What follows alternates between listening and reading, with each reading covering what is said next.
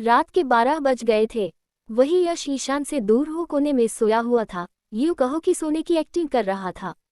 उसकी बंद पलकों के पीछे भी बेचैनी साफ झलक रही थी। सीने में जमा गुस्सा और दर्द उसे चैन से सोने नहीं दे रहा था। तभी ईशान यश के कंधे पर हाथ रख कहता है, मुझसे बात नहीं करोगे? वही यश अपनी आंखों को बंद किए हुए ही कहता है, मैं झूठे और घटिया इंसान से बात नहीं करता। ये सुन ईशान को गुस्सा आ जाता है। उसकी मुट्ठियां अपने आप भींच जाती हैं। वह बेड से नीचे उतरकर यश के साइड जाता है, उसके चेहरे को पकड़ कठोर आवाज में कहता है, ऐसा क्या किया है मैंने जो तुम मुझसे इतना नफरत करते हो?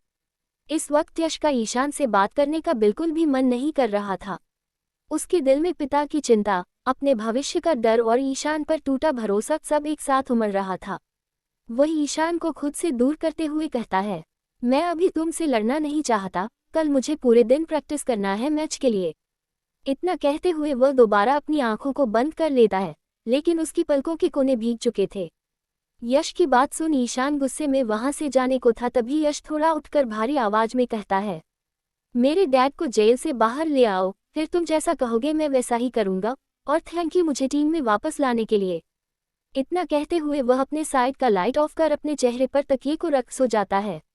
यश की बात सुन गुस्से में ईशान रूम से बाहर निकल जाता है। उसकी चाल तेज थी, सांसें भारी। सीढ़ियों से नीचे उतरते हुए मेंशन के बाहर खड़ी अपनी कार के अंदर बैठ जाता है और कार स्टार्ट कर मेंशन की गेट से रफ्तार से अपनी कार को चलाते हुए चला जाता है।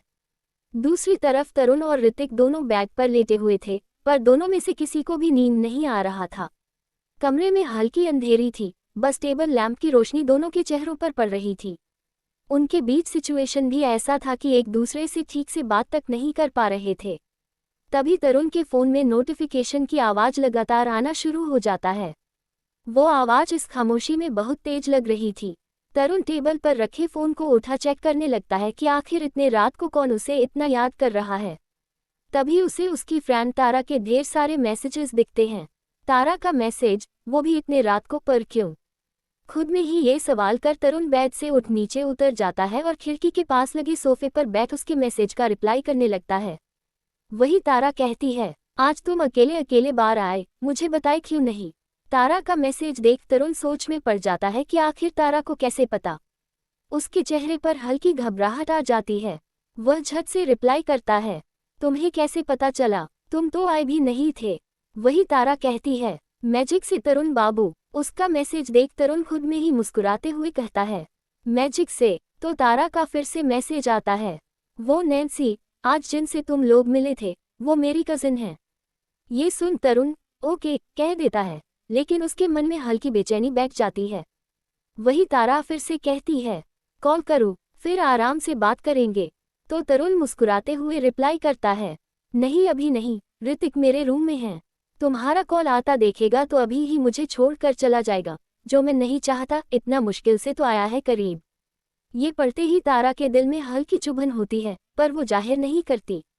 वही तारा कहती है, ये तो बहुत अच्छा मौका है तरुण ऋतिक के और करीब जाने का। यह हो सकता है कि वो खुद भी तुम्हारे करीब आना चाहता हो, इसलिए तुम्हारे साथ रुका है। तारा का बात सुन तरुण भी एक पल के लिए सोच में पड़ जाता है। वही तारा का फिर से मैसेज आता है, ज्यादा सोचो मत बुद्धू, और उसके सामने मेरा नाम लो और कुछ भी बकवास करो, फिर देखो कैसा होता है उस बेवकूफ का रिएक्शन। इतना कहते हुए तारा बाय कह देती है। इधर ऋतिक बेड पर लेटा तरुण को इतने देर से फोन पर हंसते हुए देख रहा था। उसके सीने में अजीब सी जलन उठ रही थी। वह खुद में ही कहता है, नहीं, तरुण कभी भी किसी लड़की से इतने रात को बात नहीं करता था, सिर्फ मेरे अलावा। वही तरुण फोन को वापस टेबल पर रख ऋतिक की तरफ देख कहता है, तुम अभी तक सोए नहीं? वही ऋतिक भी बेड पर बैठ उससे ही सवाल कर बैठता है, किससे बात कर रहे थे? तो तरुण भी बेड पर बैठते हुए कहता है, योजक चिन्ह। तारा का मैसेज था। वो कह रही थी कि आज जो नैन्सी मिली थी ना, वो उसकी कजन थी। तारा का नाम उसके जुबान से दोबारा सुन ऋतिक को बहुत गुस्सा आ जाता है। वह तरुण की कॉलर पकड़ गुस्से में कहता है, ऐसा क्या जादू कर दिया है उस लड़की ने जो तुम रात को भी उससे बात करने लगे? पहले तो किसी भी लड़की से नहीं करते थे। वही तरुण उसका हाथ अपने कॉलर से हटाते हुए कहता है, मैं किसी से भी बात करूं, तुम्हें क्या? तो चिढ़ते हुए ऋतिक कहता है, क्योंकि तुम मेरे दोस्त हो।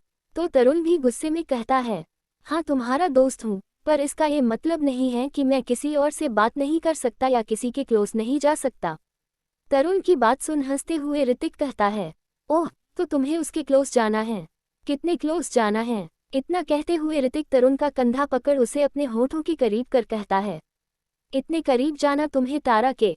ऋतिक का बकवास भरा बात सुन तरुण गुस्से में उसके चेहरे पर हाथ रख कहता है, मुझे तारा के क्लोज नहीं जाना, मुझे तुम्हारे क्लोज आना है, पर एक दोस्त से ज्यादा ऋतिक, जो तुम आने नहीं देते। अब बताओ मैं क्या करूं? ना तुम खुद आते हो और ना किसी और को आने देते हो, ऐसे में मैं क्या करूं? उसकी आंखें भर आई थीं। ये गुस्सा नहीं, बरसों का दबा हुआ इकरार था। तरुण का सारा बात सुन ऋतिक उसके आंखों में देख प्यार से कहता है, अगर मैं तुम्हारे क्लोज आऊंगा तो तुम्हें प्रॉमिस करना होगा कि तुम दोबारा उस तारा से ना मिलोगे और ना ही बात करोगे। आगे की हवा और भारी हो जाती है, दिलों की धड़कनें तेज, भावनाएं उलझी हुई। दूसरी तरफ ईशान अपनी कार को उसी विला में आ रोकता है जहां वो अपना सारा काम किया करता था। रात गहरी हो चुकी थी, पर उसकी आंखों में नींद का नाम नहीं था। वह कार से बाहर निकल उस विला के अंदर जाने लगता है। अंदर का हॉल शांत था, बस घड़ी की टिक टिक सुनाई दे रही थी। वह हॉल के सोफे पर अपने सर को टिकाकर बैठ जाता है, जैसे सारी दुनिया का बोझ उसी के कंधों पर हो। तभी सीढ़ियों से उतरते हुए एक आदमी आता है और वह ईशान के सर पर हाथ रख प्यार से कहता है, बहुत थक गए होगे ना ईशान? वही ईशान अपनी आंखों को खोल हल्की मुस्कान के साथ कहता है, आप अभी तक सोए नहीं? तो वह आदमी उसके बगल वाले सोफे पर बैठ गहरी नजरों से उसे देखते हुए कहता है, तुम इतने परेशान हो तो मुझे नींद कैसे आ सकता है? तो ईशान मुस्कुराते हुए कहता है, आपका बेटा ना मुझे चैन से जीने देता और ना ही सुकून से सोने देता है, इतना जिद्दी कोई कैसे हो सकता है? उसकी मुस्कान हल्की थी, पर आंखों में कुछ और ही कहानी छुपी थी, थोड़ी शिकायत, थोड़ी अपनापन और बहुत सारा छुपा हुआ दर्द। फिर क्रूर मुस्कान के साथ कहता है, क्या खाकर मैम ने उसे पैदा किया था? जब देखो तब मुझसे लड़ता ही रहता है। और एटीट्यूड तो इतना है जनाब में कि पूछिए मत। वही वो आदमी जोरों से हंसते हुए कहते हैं, अब राजवीर मल्होत्रा का बेटा है तो एटीट्यूड तो होगा ही ना उसमें। कमरे में एक अजीब सी खामोशी फैल गई। बाहर हल्की बारिश हो रही थी। कांच की खिड़की पर गिरती बूंदें जैसे उन दोनों के बीच की अनकही बातों की गवाह बन रही थी। वो आदमी जो ईशान के सामने बैठा था, वो और कोई नहीं, यश के डैड राजवीर मल्होत्रा थे। उनके चेहरे पर हंसी थी, पर आंखों में सालों की थकान और पछतावा साफ झलक रहा था। ईशान और यश के डैड दोनों काफी टाइम से मिलकर एक दूसरे के साथ प्लानिंग कर रहे थे ताकि ईशान अपने मॉम डैड के कातिल को ढूंढ सके, और जो कुछ भी ईशान ने किया वो सब नाटक था, जो खुद राजवीर ने ईशान को करने को कहा था। ईशान का यश की बुराई करता सुन राजवीर ईशान की तरफ देख मुस्कुराते हुए कहते हैं, अगर वो तुम्हें इतना ही जिद्दी और बुरा लगता है तो क्यों उसके लिए ये सब कर रहे हो? छोड़कर चले जाओ उसे। उनके शब्द सामान्य थे, पर आवाज में हल्की सी परख थी। वो ईशान को पढ़ना चाहते थे, समझना चाहते थे, या शायद परखना। राजवीर की बात सुन ईशान मुस्कुराते हुए कहता है, मैं उसके लिए कुछ भी नहीं कर रहा, जो कर रहा हूँ बस अपने लिए कर रहा हूँ। और आप ये बात अच्छे से जानते हैं। उसके शब्द सख्त थे, पर दिल की धड़कन तेज हो चुकी थी। वो खुद से झूठ बोल रहा था, और सामने बैठे इंसान से भी। ईशान की बात सुन राजवीर खड़े हो ईशान के बगल में बैठ उसके कंधे पर हाथ रख कहते हैं, तुम अब भी अपने मॉम डैड की मौत का जिम्मेदार मुझे समझते हो? उनकी उंगलियों की पकड़ में डर था, कहीं वो जवाब सुनने का साहस ना जुटा पाएं। तो ईशान मुस्कुराते हुए कहता है, नहीं सर, मैं आपको नहीं समझता। बस आपने उनका उस वक्त साथ ना देते हुए अपने भाई की कही बातों पर भरोसा किया, इसलिए बस। वो इतना कहा ही था कि राजवीर उसके कहे बातों को बीच में काटते हुए कहते हैं, अवंतिका की हालत बहुत खराब थी, और उस वक्त मैं कुछ सोचने समझने के लायक नहीं था, ईशान। अवंतिका का नाम आते ही उनकी आंखें भर आईं। वो अपनी पत्नी को बचाने में लगे थे, और उसी समय एक साजिश ने सब कुछ खत्म कर दिया था। वो ईशान की तरफ देख उदास होकर कहते हैं, जो भी हमारे वजह से तुम्हारे साथ हुआ है, तुम उसका सजा मेरे बेटे को मत देना, ईशान। वो बहुत इनोसेंट है, उसे तो ये तक नहीं पता कि जिस पर वो बचपन से आंख बंद करके भरोसा करता आया है, वही उसकी खुद की मॉम की मौत का जिम्मेदार है। कमरे की हवा भारी हो गई। सच इतना कड़वा था कि दीवारें भी जैसे कांप उठीं। राजवीर की बात सुन ईशान मुस्कुराते हुए कहता है, आप यश की फिक्र मत कीजिए, मैं यश को कभी कुछ होने ही नहीं दूंगा, और न कभी गलत करूंगा, क्योंकि वो मेरा है। उसके होंठों से निकले वो मेरा है, मैं जुनून था, हक था, और कुछ ऐसा जो वो खुद भी स्वीकार नहीं करना चाहता था। वो मेरा है, ये सुनते ही राजवीर झट से कहते हैं, क्या मतलब है तुम्हारा कि यश तुम्हारा है? उनकी आंखों में सवाल नहीं, शक था। ईशान भले राजवीर के साथ मिला हुआ था, पर ईशान ने उन्हें अपने और यश के रिश्ते के बारे में कभी नहीं बताया था। तो ईशान थोड़ी देर सोचते हुए कहता है, मेरा मतलब, वो मेरा अच्छा दोस्त है, तो मैं उसके साथ गलत कर ही नहीं सकता। उसकी आवाज़ हल्की सी कांपी। वो नजरें चुरा रहा था। कमरे की घड़ी की टिक टिक अब साफ सुनाई दे रही थी। इतना कहते हुए ईशान इधर उधर देखने लगता है। उसकी आंखें जैसे कोई बहाना ढूंढ रही थी। ईशान के नजरों से राजवीर को साफ पता चल रहा था कि ईशान सच कहना ही नहीं चाहता था, और राजवीर को उन दोनों की हरकतें देख काफी पहले ही समझ आ चुका था कि ये रिश्ता सिर्फ दोस्ती नहीं है। तो राजवीर सोफे पर आराम से लग कर कहते हैं, वैसे एक बात बताओ, तुमने ऐसा क्या कर दिया मेरे बेटे के साथ कि वो आंखें बंद करके तुम पर भरोसा करने लगा था और प्रॉपर्टी के पेपर्स पर साइन करने को रेडी भी हो गया? उनकी आवाज में हल्की जलन थी, एक पिता की जलन, जो देख रहा था कि उसका बेटा किसी और पर उससे ज्यादा भरोसा करता है। तो ईशान क्रूर मुस्कान के साथ कहता है, वही जो इतने सालों में आप नहीं कर पाए। उसके शब्द तीर की तरह लगे। राजवीर के चेहरे की मुस्कान पल भर में गायब हो गई। ईशान की बात सुन चिढ़ते हुए राजवीर कहते हैं, भूलो मत, वो मुझसे ज्यादा प्यार करता है, तभी तो तुम्हारे साथ रहने के लिए तैयार हो गया, और तुमसे बदला भी लेना चाहता है। उनके शब्दों में गुस्सा कम, डर ज्यादा था। कहीं सच में उनका बेटा उनसे दूर ना हो जाए। तो मुस्कुराते हुए ईशान कहता है, वो मेरे साथ रह रहा क्योंकि वो मुझसे प्यार। इतना कहते ही उसे ख्याल आता है कि वो क्या कहने जा रहा है। उसके शब्द होठों पर ही रुक जाते हैं। दिल जोर से धड़कने लगता है। वो बीच में ही रुक जाता है, बस खामोश हो राजवीर को ही देखने लगता है। ईशान को खामोश होता देख राजवीर मुस्कुराते हुए कहता है, क्या हुआ, बोलती क्यों बंद हो गई? आगे कहो कि मेरा बेटा तुमसे पागलों की तरह प्यार करता है और तुम बस उसका फायदा उठा रहे थे।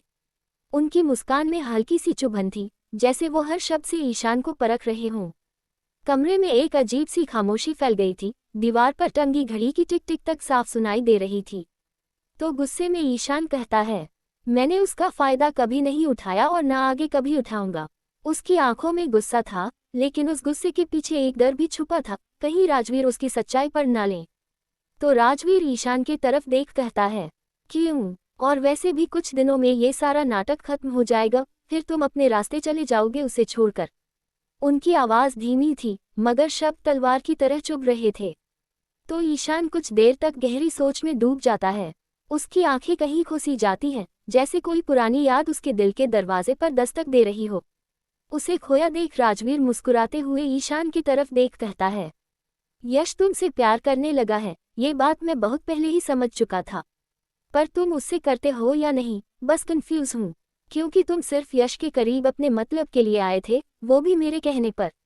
उनके शब्दों में सच्चाई थी और हल्का सा पछतावा भी। और आगे चिढ़ते हुए कहता है, मैंने तुम्हें कहा था यश से दोस्ती करो, न कि उसे अपने प्यार में फंसाओ। राजवीर का बात सुन ईशान मुस्कुराते हुए कहता है, मैंने ऐसा कुछ नहीं किया। वो आपका बेटा ही था जो मेरे केयर को प्यार समझ बैठा, अब मैं क्या ही करता। तो जो उसे मुझसे चाहिए था, मैंने उसे दे दिया। ईशान का बात सुन राजवीर गुस्से में कहता है, तो तुम उससे सच में प्यार नहीं करते हो ना? तुम बस उसका फायदा उठा रहे। अगर ऐसा है तो मैं यश को तुम्हारे करीब कभी नहीं रहने दूंगा। उनकी आवाज भारी हो चुकी थी। तो ईशान मुस्कुराते हुए कहता है, और आपको लगता है मैं यश को कभी खुद से दूर जाने दूंगा? उसकी आंखों में अचानक एक पागलपन सा चमक उठा। ईशान का बात सुन राजवीर उसे गुस्से में घूर कर देखते हैं। तो ईशान अपने फेस पर स्माइल ला कहता है, ओके, सॉरी, मजाक कर रहा था।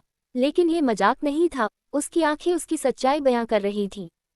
फिर आगे उदास हो कहता है, सर, मैं यश को कभी हर्ट करने का सोच भी नहीं सकता, पर अब वो मुझसे नफरत करने लगा है, और ये जानकर कि मैं सब नाटक कर रहा था, वो मुझसे और भी ज्यादा नफरत करने लगेगा। उसकी आवाज पहली बार टूटती है। ईशान को उदास देख राजवीर ईशान के कंधे पर हाथ रख कहता है, वो समझ जाएगा। उनकी आवाज में एक पिता की नरमी थी। फिर ईशान कहता है, वैसे आपको मेरे और यश के रिलेशन के बारे में पहले ही पता चल चुका था, तो आपने मुझसे कुछ कहा क्यों नहीं?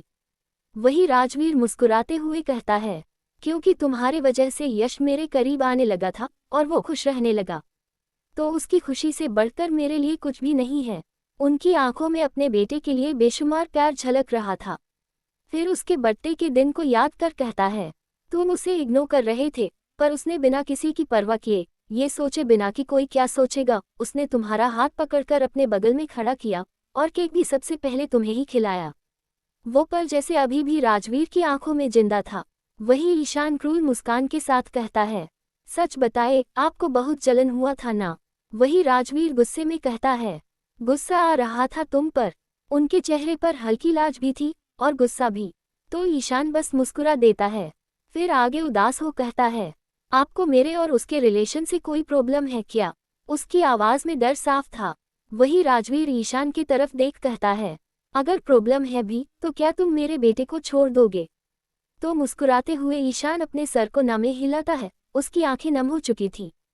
फिर राजवीर की तरफ देख कहता है, वैसे एक बात समझ नहीं आया कि यश अवंतिका मैम के मौत का जिम्मेदार आपको और शगुन मैम को क्यों समझता है? वही राजवीर झट से कहता है, ये सारी बातें बाद में करेंगे, अभी तुम्हें जाना चाहिए।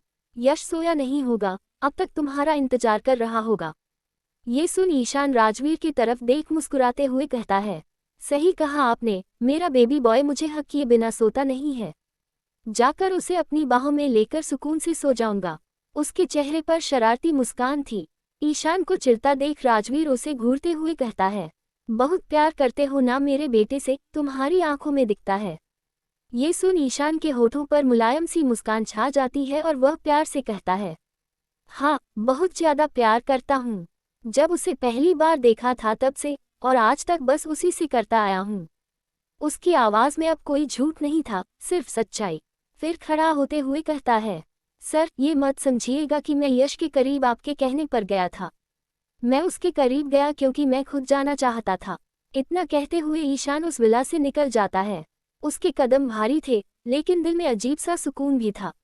उसे जाता देख राजवीर खुद में ही कहता है, जानता हूँ ईशान, तुम यश से आज से नहीं, काफी सालों से उसे प्यार करते आ रहे हो। इसलिए तो मुझसे नफरत करने के बावजूद तुम मेरे कहने पर झट से मेरे साथ देने के लिए मान गए। उनकी आंखों में चिंता भी थी और राहत भी। वही ईशान अपनी कार के अंदर बैठ अपने सर को सीट के पीछे टिका लेता है। आंखें बंद करते ही यादों का सैलाब उमड़ पड़ता है। वो दिन जब पहली बार उसने उसे अपने कैफे में देखा था। फ्लैशबैक 5 साल पहले की बात है। रात के 10 बज रहे थे।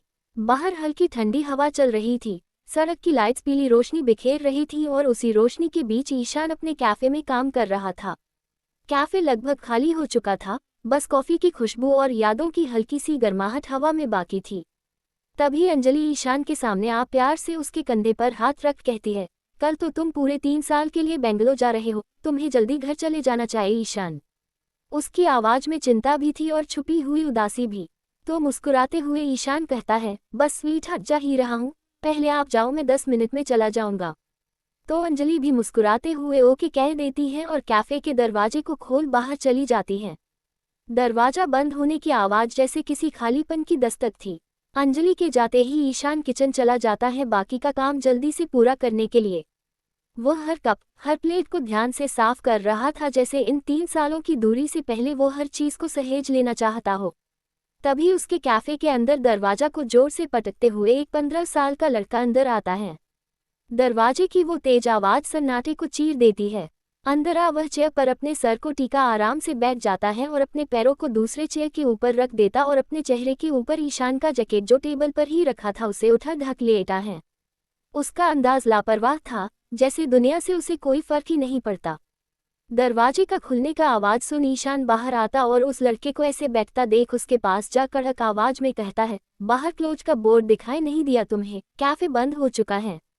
वही वो लड़का अपने नशे भरे आवाज में कहता है, यश मल्होत्रा के लिए कि सब कुछ खुला रहता है हमेशा। यश मल्होत्रा ये नाम सुन गुस्से में ईशान उसके चेहरे से अपना जैकेट को उठाता है और तभी उसे यश का मासूम चेहरा नजर आता। एक पल के लिए ईशान उसके चेहरे में ही खो जाता है। वो चेहरा नशे में डूबा हुआ पर फिर भी मासूमियत से भरा, जैसे कोई बच्चा जिद में खुद को मजबूत दिखाने की कोशिश कर रहा हो। वही यश चिढ़ते हुए कहता है, अरे कौन हो, सोने क्यों नहीं देते मुझे, कोई मुझे सुकून से सोने नहीं देता। उसकी आवाज में थकान थी, अकेलेपन की थकान। यश का बात सुन ईशान समझ चुका था वो काफी ज्यादा ड्रंक है और साथ ही उसके मुंह से सिगरेट का भी स्मेल आ रहा था। तो वो यश की तरफ देख कड़क आवाज में कहता है, तुम दिखने से ही बच्चे लग रहे, तो इस उम्र में ड्रिंक करते हो, नहीं करना चाहिए। ये सुन यश खड़ा हो ईशान के कंधे पर हाथ रख चिढ़ते हुए कहता है, तुम होते कौन हो मुझे बताने वाले, मैं ड्रिंक करूं या नहीं? अरे आज तक राजवीर मल्होत्रा ने नहीं कहा तो तुम क्यों? राजवीर मल्होत्रा? ये सुन ईशान खुद में कहता है, मतलब ये उनका बेटा है। उसका चेहरा एकदम सख्त हो जाता है। पुरानी नफरत, पुरानी तकलीफें सब एक साथ उसके सीने में उठने लगती हैं। ये जान ईशान को और भी ज्यादा गुस्सा आने लगता है और वह यश का हाथ पकड़ उसे अपने साथ जबरदस्ती दरवाजे से बाहर निकालते हुए कहता है, मेरे कैफे में ड्रिंक करना और करके आना अलाउड नहीं है, तो निकलो मेरे कैफे से। वही यश गुस्से में उसका हाथ झटक देता और वापस अंदर जा सोफे पर बैठ कहता है, अब तो मैं यही ड्रिंक भी करूंगा और पूरी रात यही सोऊंगा भी। उसकी जिद में दर्द साफ झलक रहा था। उसका बात सुन गुस्से में ईशान उसके पास उसका कॉलर पकड़ कहता है, तुम्हारे फैमिली ने मेरा सब कुछ बर्बाद कर दिया और तुम बदतमीजी कर रहे हो मेरे साथ। उसकी आंखों में पुरानी आग जल उठती है। उसका हाथ खींचते हुए ईशान उसे उठाने की कोशिश करने लगता है। वही यश चिढ़ते हुए उसे ही अपनी तरफ खींच लेता। ईशान के करीब आते ही यश का दिल जोरों से धड़कने शुरू हो जाता, जैसे पहली बार उसे किसी के स्पर्श में अपनापन महसूस हुआ हो। और वह सारा लड़ाई छोड़ उदास हो ईशान की आंखों में देख कहता है, कोई मुझसे प्यार नहीं करता, वो मिस्टर राजवीर मल्होत्रा ने आज मेरी मॉम को छोड़ उस औरत से शादी कर ली, मेरे बारे में सोचा भी नहीं। उसकी आवाज कांप रही थी। इतना कहते हुए यश के प्यारे से आंखों में आंसू भर जाता है और वह कहता है, तुम्हें पता है मेरी मॉम को मरे हुए सिर्फ 1 हफ्ता ही हुआ है। डैड ऐसा कैसे कर सकते हैं? उसके शब्द टूट रहे थे, हर शब्द के साथ उसका दिल भी। इतना कह यश के आंखों से आंसू तेज होना शुरू हो जाता है और वह ईशान के गले लग जाता है। यश के आंखों में आंसू देख पता नहीं क्यों पर ईशान को बिल्कुल भी अच्छा नहीं लग रहा था। उसकी सारी नफरत उस पल कहीं गायब हो गई। सामने बस एक टूटा हुआ बच्चा खड़ा था, तो वह भी यश को दोनों हाथों से पकड़ लेता है, उसके बालों पर हाथ फेरता है, जैसे उसे भरोसा दे रहा हो कि वो अकेला नहीं है। उसके पकड़ते ही यश ईशान से दूर हो उसकी तरफ देख कहता है, क्या तुम आज पूरी रात मेरे साथ रह सकते हो? मैं अकेला नहीं रहना चाहता हूँ। उसकी आंखें उम्मीद से चमक रही थी, डर और चाहत दोनों एक साथ। यश के चमकते आंखों को देख ईशान पूरी तरह से अपना कंट्रोल खोने लगा था। उसके दिल में अजीब सी हलचल थी। ये जानते हुए भी यश किसका बेटा है, ईशान उस रात अपने जज्बातों पर कंट्रोल नहीं कर पाता। वह धीरे धीरे उसके होठों के करीब जाता है, एक पल को रुकता है जैसे खुद से लड़ रहा हो, फिर उसके होठों को अपने होठों से मिला प्यार से चूमने लगता है। उस किस में वासना से ज्यादा सुकून था, जैसे दोनों एक दूसरे की खाली जगह भर रहे हों। वही यश को ईशान के करीब आने से सुकून मिल रहा था। पहली बार किसी के स्पर्श में उसे अपनापन महसूस हुआ था, तो वह भी ईशान के कंधे को कस के पकड़ उसके किस में उसका साथ देने लगता है। उसकी उंगलियां कांप रही थीं, लेकिन पकड़ मजबूत थी। होठों को किस करने के बाद ईशान उसे सोफे पर लेटा देता है और वापस से उसके होठों को चूमने लगता। फिर कुछ देर में ईशान को यह एहसास होता है कि यश सो चुका है। नशा, रोना, थकान सब मिलकर उसे गहरी नींद में ले गए थे।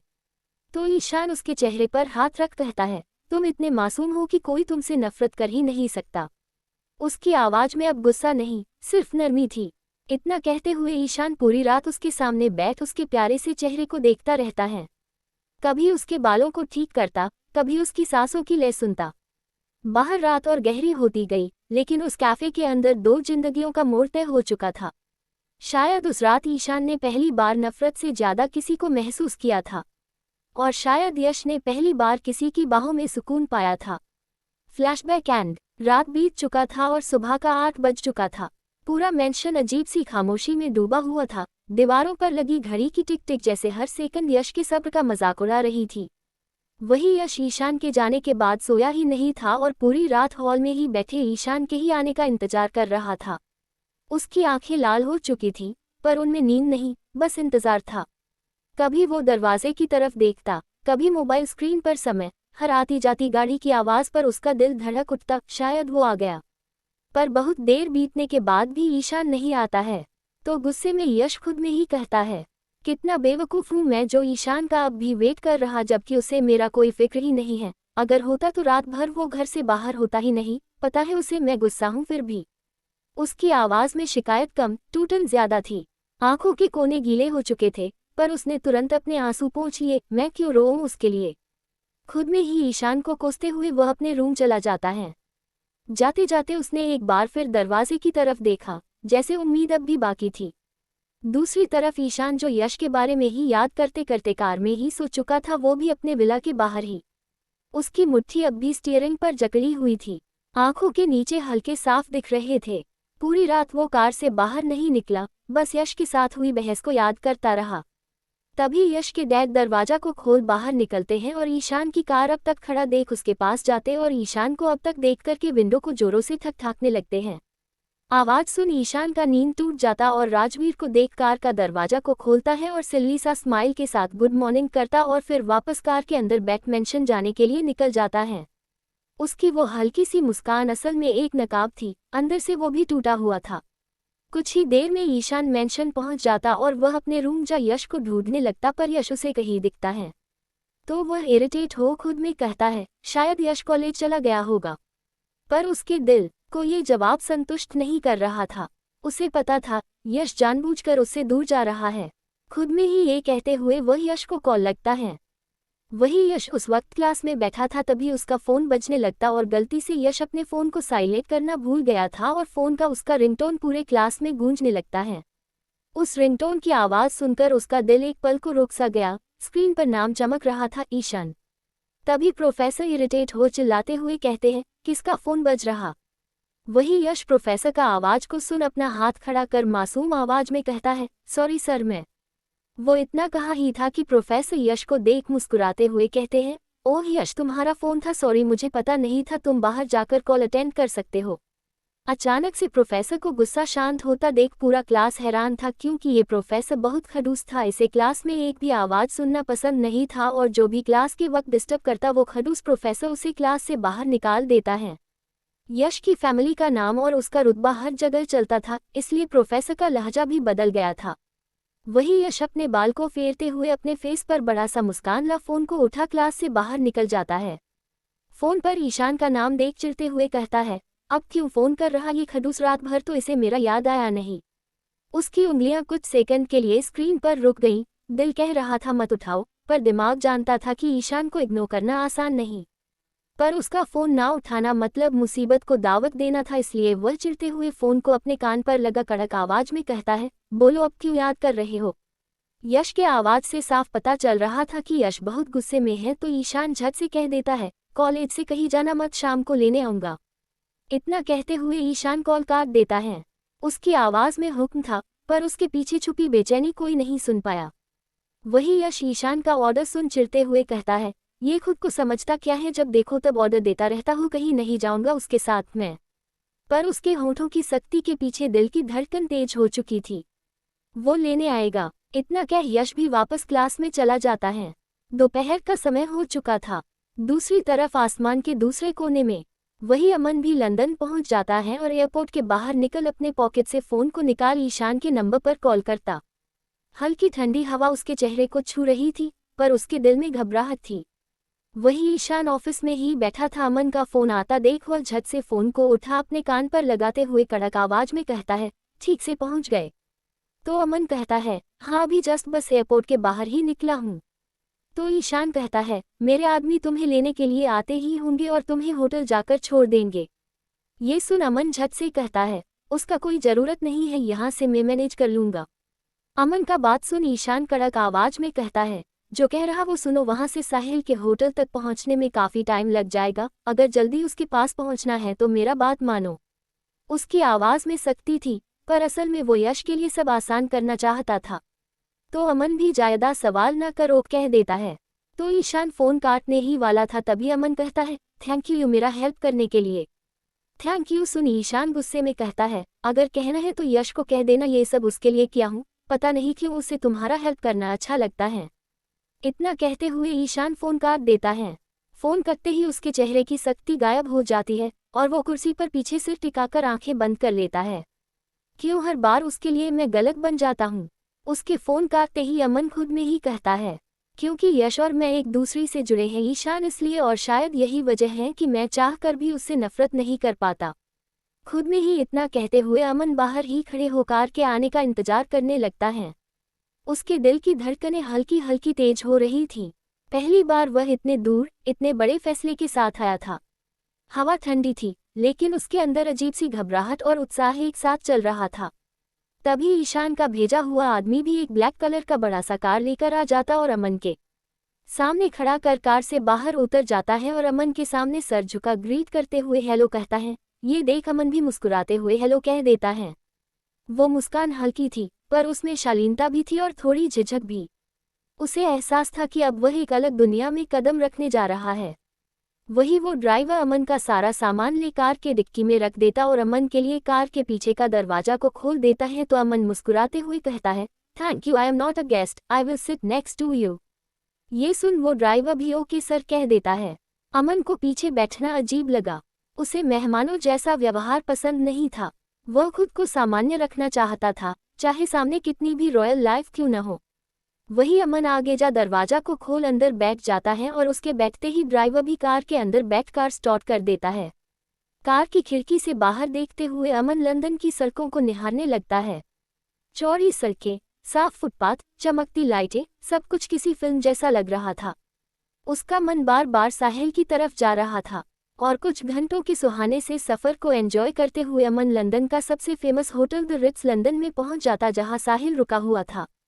ये होटल सिर्फ नाम से ही अमीर नहीं था बल्कि सुंदरता में भी लाजवाब था।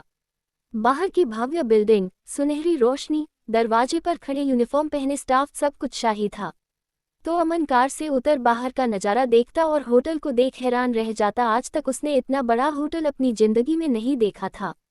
उसकी आंखों में चमक थी, पर दिल में हल्की सी हीन भावना भी, क्या मैं सच में यहाँ रहने लायक हूँ। अमन उस होटल को घूरे जा रहा था। वही वो ड्राइवर अमन का सारा सामान निकाल अमन के सामने जा उसे आवाज देता है, पर अमन होटल को देखने में इतना ज्यादा बिजी था कि उसे सुनाई ही नहीं दिया। तभी वो ड्राइवर अमन के चेहरे के पास चुटकी बजाते हुए कहता है, are you okay sir, I have removed all your stuff, let's go inside. वही अमन सिल्ली सा मुस्कान के साथ कहता है, yes I am fine, thank you for your help, but from here I will go inside myself. ये सुन driver भी ओके कह देता है और चला जाता। तो अमन अपना ट्रॉली को घुरते हुए अंदर जाने लगता। हर कदम के साथ उसका आत्मविश्वास और घबराहट दोनों बढ़ रहे थे। अंदर पहुंच रिसेप्शनिस्ट के पास जाता है और कहता है, one room might have been booked in the name of Aman Sinha, can you please check and tell. तो वह रिसेप्शनिस्ट भी मुस्कुराते हुए कहता है, प्लीज वेट। तो अमन भी ओके कह देता है। वही वो रिसेप्शनिस्ट अपने कंप्यूटर में चेक कर कहती है, please give your ID and passport. फिर अमन भी ओके कहते हुए दे देता तो वह रिसेप्शनिस्ट चेक कर कहती है, थैंक यू फॉर वेरिफिकेशन से योर रूम इज 102। तो अमन थैंक यू कहते हुए अपना आईडी और पासपोर्ट को वापस रख लेता है। वही एक स्टाफ अमन का ट्रॉली पकड़ अमन को उस रूम में जाने के लिए साथ ही ले जाता है। लिफ्ट में खड़े खड़े अमन शीशे में खुद को देखता है। साधारण कपड़े, मासूम चेहरा और चारों तरफ रॉयल माहौल। उसे लगा जैसे वो इस जगह से मेल नहीं खाता, पर फिर साहिल का ख्याल आते ही उसके चेहरे पर हल्की मुस्कान आ जाती है और कुछ ही देर में उसका रूम आ जाता। फिर वो स्टाफ रूम का कार्ड से रूम का दरवाजा को खोल देता और अमन को कार्ड दे सामान रूम में रख चला जाता है। उसके जाते ही अमन दरवाजा को लॉक कर पूरे रूम को देखने लगता। बड़ी सी बालकनी वाला बड़ा सा रूम था। उसके रूम में छोटा सा फ्रिज भी रखा था जिसके अंदर बियर का बॉटल और ढेर सारे चॉकलेट रखे थे और बालकनी के बाहर बीच दिखाई देता है। वो धीरे धीरे बालकनी की तरफ बढ़ता है। समुद्र की लहरें दूर से टकरा रही थीं। हवा उसके चेहरे को छू रही थी। वो रेलिंग पकड़कर खड़ा हो जाता है और गहरी सांस लेता है। साहिल, तुम यहाँ हो और मैं भी आ गया। उसके दिल में एक मीठी सी टीस उठती है। वही अमन सोचने लगता कि इतने बड़े से होटल में उसका साहिल कहाँ होगा और क्या कर रहा होगा। तभी उसके रूम का दरवाजा कोई नॉक करता है। तो अमन दरवाजे को खोलता। एक स्टाफ था जो ट्रॉली में खाना लेकर आया था। अमन को भूख तो बहुत जोरों से लगा था, पर इतने दूर वो आ तो गया था, पर अब तक आपने साहिल से नहीं मिला था, इसलिए उसे कुछ भी करने का मन नहीं कर रहा था। वही वो स्टाफ खाना टेबल पर रख निकल जाता है। वही अमन का नज़र खाने का बिल पर जाता और बिल में प्राइस देख वो हैरान हो चिल्ला पड़ता, ये 10,000 का खाना है। उसकी आंखें फैल जाती हैं। हाथ में पकड़ा बिल हल्का कांपने लगता है। खुद में ही चिल्लाते हुए वही ईशान को कॉल करता। वही इंडिया में अभी शाम हो रहा था और ईशान इस वक्त कार में थे, यश के कॉलेज जा रहा था। अमन का नंबर देख वह फोन को स्पीकर पर कर कड़क आवाज में कहता है, हाँ बोलो। वही अमन कहना शुरू कर देता है, कौन सा होटल है ये ईशान, यहाँ का खाने का प्राइस सिर्फ 10,000 है। अमन की आवाज में घबराहट भी थी और नाराजगी भी। अमन का बात सुन ईशान चिढ़ते हुए कहता है, तुम वहाँ खाने का प्राइस देखने नहीं गए हो, साहिल के लिए गए हो तो उस पर फोकस करो। वही अमन फिर से कहता है, उसी पर फोकस कर रहा हूँ, पर फिर भी इसका एहसान तो मुझे चुकाना होगा ना, कभी तो तुम्हारे सारे पैसे देने होंगे जितना तुमने खर्च किया है। उसकी आवाज में आत्मसम्मान साफ झलक रहा था। ये सुन हंसते हुए ईशान कहता है, रियली तुम सारे पैसे मुझे वापस करोगे? तुम्हें पता भी है जिस होटल में तुम रुके हो वहाँ का एक रात का खर्च कितना है? तो अमन को समझ तो आ गया था बहुत महंगा होगा, फिर भी वह ताव से कहता है, जितना भी होगा मैं दे दूंगा। और थोड़ा सोचते हुए कहता है, वैसे कितना होगा? वही ईशान झट से कहता है, ज्यादा नहीं, एक रात का सिर्फ 2,50,000 है। 2,50,000? खुद में ही जोरों से चिल्लाते हुए अमन ईशान में बातों को रिपीट करता है। प्राइस सुन अमन के माथे से पसीना आने लगता और वह झट से कहता है, 2 लाख में कितना जीरो होता मुझे ये तक नहीं पता, और इतने महंगे रूम में मैं रह रहा हूँ। उसकी हालत देख जैसे ईशान के होठों पर मुस्कान छा जाता है। रही तब तक ईशान भी कॉलेज पहुंच चुका था और वह कार से बाहर उतर फोन को स्पीकर से हटा अपने कान में लगा कोल्डली कहता है, पैसों की फिक्र मत करो, तुम बस साहिल के पास रहो, उसका रूम तुम्हारे बगल में ही है, 103 रूम नंबर। वही अमन तो अभी भी सदमे में थे कि वो इतने महंगे रूम में रह कैसे सकता है। उसे खामोश देख ईशान प्यार से कहता है, तुम साहिल के लिए खास हो इसलिए कर रहा, वरना मुझे तुमसे कोई मतलब नहीं, तो जैसा कह रहा वैसा ही करो। ये शब्द सुन अमन कुछ पल के लिए चुप हो जाता है। उसके दिल में एक गर्माहट सी फैल जाती है। वो इतना कहा ही था कि तब तक यश वहां आ जाता और ईशान का आधा अधूरा बात को सुन लेता और सुनने के बाद खुद में ही कहता है, अब ये खड़ूस किससे इतने प्यार से बात कर रहा। यश के चेहरे पर जलन साफ दिख रही थी। यश को आता देख ईशान झट से कहता है, फाइन, मैं तुमसे बाद में बात करता हूँ। इतना कहते हुए कॉल काट देता है। तो यश बिना ईशान की तरफ देखे और उससे बात किए कार के अंदर बैठ जाता है। उसके गुस्से चेहरे को देख ईशान खुद में ही कहता है, उसे तो ठिकाने लगा दिया, अब अपने वाले को कैसे मनाऊं। और एक लंबा सांस लेते हुए कहता है, इसे मनाना तो सर पीटने के बराबर है। खुद में ही इतना कहते हुए ईशान भी ड्राइविंग सीट में बैठ कॉलेज से निकल जाता है। और बैठते ही यश को देख सवाल करता है, कैसा रहा तुम्हारा दिन? वही चिढ़ते हुए यश कहता है, हम अच्छा था। तो ईशान फिर से कहता है, प्रैक्टिस कैसी रही? वही यश वैसा उसी टोन में कहता है, ठीक था। यश को बस हम कहता देख ईशान को अब गुस्सा आने लगा था। उसकी उंगलियां स्टीयरिंग पर कस जाती हैं। तो ईशान अपने गुस्से को कंट्रोल करते हुए कहता है, भूख लगा है तो किसी अच्छे से रेस्टोरेंट में चलते हैं। ये सुन यश इस बार भी बस हम कह देता है। उसकी बेरुखी ईशान के दिल को चुभ रही थी। तो ईशान गुस्से में कार रफ्तार से चलाने लगता है। सड़क पर कार की स्पीड बढ़ती जाती है और कार के अंदर दोनों के बीच की खामोशी और भी भारी होती जाती है। शाम का वक्त हो चुका था। आसमान में डूबते सूरज की लाली जैसे किसी अधूरी मोहब्बत की तरह फैली हुई थी। वही ईशान यश को अपने साथ लिए एक रेस्टोरेंट में जाता है। रास्ते भर कार के अंदर एक अजीब सी खामोशी पसरी हुई थी, ऐसी खामोशी जिसमें अनकहे सवाल और धड़कनों की आवाज साफ सुनाई दे रही थी। वहां पहुंच ईशान यश की तरफ देख कहता है, उतरो कार से। वही यश बिना कोई जवाब दिए उतर जाता है। उसके कदम धीमे थे पर दिल बहुत तेज धड़क रहा था। तो ईशान यश का हाथ पकड़ उसे अपने साथ रेस्टोरेंट के अंदर ले जाने लगता है और कुछ ही देर में दोनों अंदर आ जाते हैं। जैसे ही दरवाजे खुलते हैं, अंदर की रोशनी और महक दोनों को घेर लेती है। तो यश चेयर किसका बैठने ही वाला था। उससे पहले ही ईशान यश के लिए चेयर किसका देता है, उसके इस छोटे से ख्याल ने यश के दिल को हल्का सा छू लिया। यश ज्यादा सवाल न करते हुए चेयर पर बैठ जाता। वही फिर ईशान भी चेयर को यश के पास ला उसके करीब बैठ जाता है। उनकी कुर्सियों के बीच की दूरी इतनी कम थी कि दोनों की सांसें तक एक दूसरे को छू रही थी। आज ईशान यश को अपने ही किसी दूसरे रेस्टोरेंट में लेकर गया था।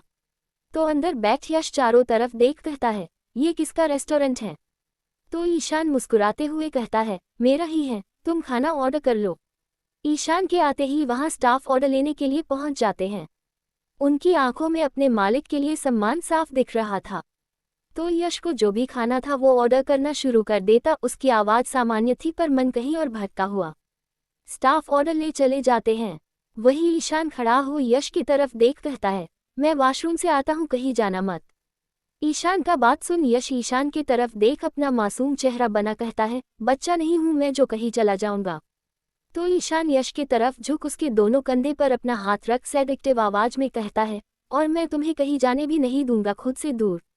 ईशान का अट्रैक्टिव आवाज सुन एक बार फिर यश ईशान की आंखों में डूब जाता है और प्यार से बस उसे ही घूरने लगता। उसे घूरता देख ईशान मुस्कुराते हुए यश के बेहद करीब जा उसके चेहरे पर अपनी उंगली से फेरते हुए गाना गाता है। ऐसे ना मुझे तुम देखो सीने से लगा लूंगा, तुमको मैं चुरा लूंगा तुमसे दिल में छुपा लूंगा। ईशान का गाना सुन यश का पूरा चेहरा और दोनों कान टमाटर की तरह लाल हो चुका था। उसकी उंगलियां हल्के से कांप रही थीं, जैसे दिल की धड़कन हथेलियों तक आ गई हो।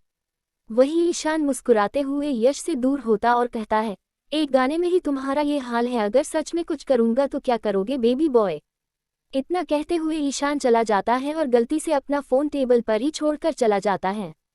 उसके जाते ही यश गहरी सांस लेते हुए अपने चेहरे पर खुद ही चमेट मारते हुए कहता है, कंट्रोल कर खुद को यश, वो तेरे दिमाग के साथ खेल रहा है। तभी यश का नज़र ईशान के फोन पर जाता और वह पहले इधर उधर देखता कहीं कोई देख तो नहीं रहा। फिर झट से चारों की तरह ईशान का फोन उठा लेता और फोन को ऑन करता। पासवर्ड देख यश उदास हो कहता है, क्या फायदा पासवर्ड लगा है। पर अब ईशान का फोन हाथ में आए और यश खोलने की कोशिश ना करे ऐसा हो ही नहीं सकता था। तो लग जाता है यश अपना कोशिश में।